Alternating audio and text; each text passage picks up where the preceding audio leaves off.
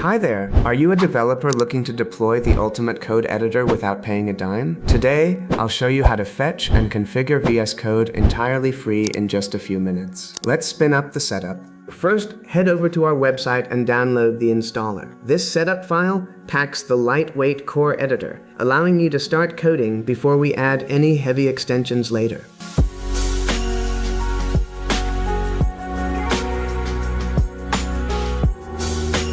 Now let's configure the extra components right in the wizard. Go ahead and accept the license agreement, and feel free to change the default destination folder if you prefer keeping your dev tools on a specific drive.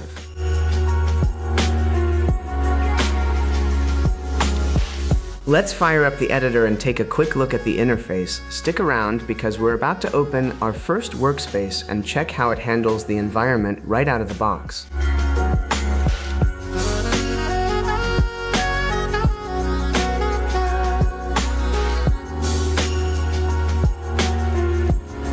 Even if you're not a hardcore programmer yet, you can see that everything runs flawlessly right from the start. Head over to our website to download the file and start editing your text like a pro.